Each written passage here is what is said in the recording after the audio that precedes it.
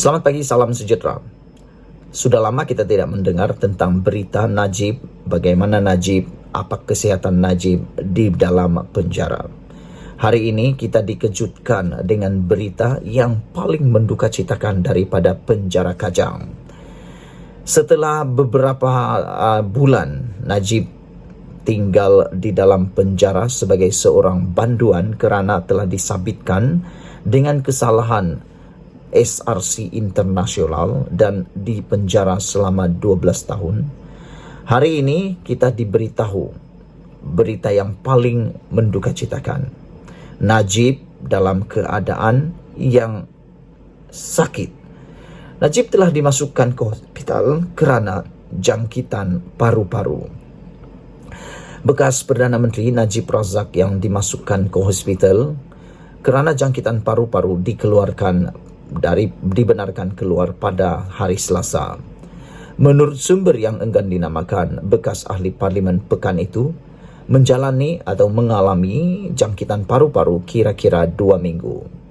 Beliau dimasukkan ke hospital Kuala Lumpur sejak Jumaat, tetapi dibenarkan keluar pada hari ini atau kemarin kerana hari Selasa. Beliau mengalami jangkitan paru-paru teruk dan diberikan antibiotik intravena selama beberapa hari, kata sumber itu kepada FMT. Sementara itu, Peguam Najib Muhammad Farhan Muhammad Safi memberitahu Malay Mail bahawa Najib semakin pulih.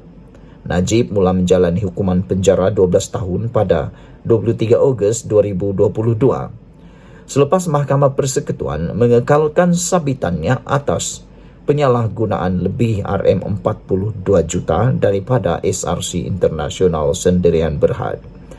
Beliau dijadualkan hadir di mahkamah pada 31 Mac ini, di mana Mahkamah Persekutuan akan menetapkan keputusan berhubung semakan semula sabitan dan hukuman bagi kes itu.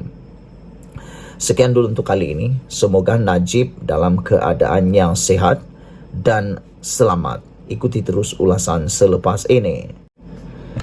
Ini satu lagi sambungan kepada bosku Najib. Khairi selepas dipecat daripada UMNO tiba-tiba muncul pula pada pagi ini memberikan pendedahan mengejutkan seluruh Malaysia. Najib baru saja saya sampaikan tadi telah pun dibenarkan keluar daripada hospital Kuala Lumpur kerana mengalami jangkitan paru-paru teruk baru-baru ini. Namun diberitakan beliau semakin pulih. Tetapi apa yang mengejutkan kita, Khairi Jamaluddin tiba-tiba tampil membongkar semula isu Najib. Walaupun beliau bukan lagi ahli UMNO kerana telah dipecat dan kini bekerja sebagai seorang DJ radio, kini Khairi pula tampil dengan mengatakan cerita bosku belum tamat. Wow, apa cerita atas cerita ini?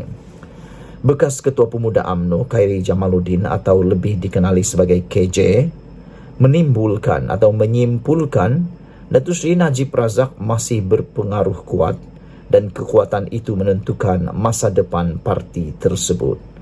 Saya setuju dengan apa yang dikatakan oleh Khairi ini. Meskipun Najib masih dalam penjara, tetapi masih dapat dilihat bahawa pengaruh Najib di luar penjara masih kuat. Bahkan masih terlalu ramai pengikut Najib ataupun pentaksub Najib yang berada di luar.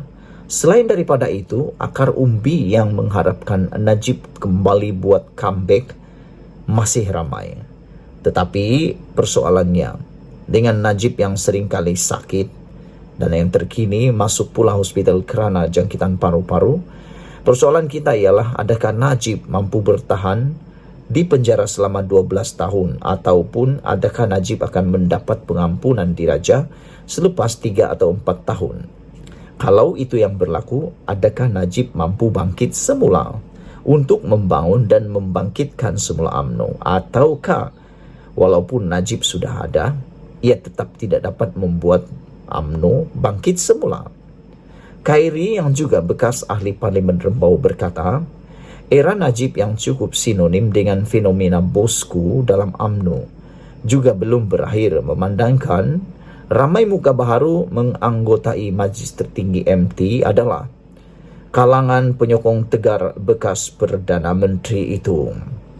Katanya, walaupun Datuk Dr. Ahmad Zahid Hamidi kekal Presiden, Najib tetap mempunyai kekuatan yang tidak boleh dipandang remeh. Datuk Ahmad Zahid Hamidi memang kuat, tetapi kalau kita tengok dengan teliti dan sebagai contoh barisan baharu dalam MT, saya nampak ramai mereka sebenarnya kalangan penyokong tegar bosku Datuk Seri Najib Tun Razak, kata Khairi Jamaluddin. Macam saya katakan tadi, kata Khairi, jangan pandang ringan suara di belakang di penjara. Suara yang ada sekarang ini dan pengaruh suara itu menentukan masa depan UMNO, katanya dalam postcard keluar sekejap yang dikendalikan bersama bekas Ketua Penerangan UMNO Sahril Hamdan. Menurut Khairi, yang ketika dalam kabinet dipimpin Datuk Seri Ismail Sabri Yaakob, menggalas peranan Menteri Kesihatan, berkata cerita mengenai bosku belum lagi tamat. Saya rasa pendengar podcast ingin tahu tentang perancangan bosku, tetapi yang boleh saya katakan ialah ia belum selesai lagi. Ini adalah rancangan yang mungkin belum diketahui lagi oleh kita semua apa rancangan bosku Najib. Menurut Khairi, saya nak sebut dalam podcast keluar sekejap mengenai pandangan saya, dan pendengar pun tahu pandangan saya selepas kekalahan 2018 PRU 14 berkenan bosku. Tetapi saya katakan, bosku masih mempunyai kekuatan yang perlu diambil kira, kata Khairi Jamaluddin. Sambil itu, Khairi menambahkan, Ketua Penerangan UMNO Isham Jalil adalah bekas pegawai khas Najib dan Datuk Johan Abdul Aziz yang kalah di Parlimen Hulu Langat pada pilihan raya umum ke-15 lalu. Mereka ini antara muka baru MT dan mereka adalah penyokongnya Najib, kata Khairi lagi. Khairi dipecat daripada UMNO pada Januari lalu. Beliau berkata sementara Najib dijatuhi hukuman penjara 12 tahun dan didenda RM210 juta pada 2020 selepas didapati bersalah atas 7 tuduhan yang disabitkan terhadapnya atas penyelewengan dan penyalahgunaan kuasa, pengubahan wang haram dan pecah amanah dana SRC Internasional berjumlah 42 juta. Sabitan tersebut dikekalkan oleh Mahkamah Rayuan pada Disember 2021 dan disahkan oleh Mahkamah Persekutuan Ogos lalu. Beliau kini sedang menjalani hukuman di penjara Kajang. Walaupun begitu, Khairi berkata, Najib kekal sebagai pemimpin popular dan menyatakan banyak mesej terima kasih ditujukan kepada bekas ahli parlimen pekan itu minggu lalu apabila laluan MRT Putrajaya yang dicadangkan Najib ketika berkuasa beroperasi sepenuhnya pada 16 Mac lalu. Sekian dulu untuk kali ini. Kita jumpa lagi. Bye-bye.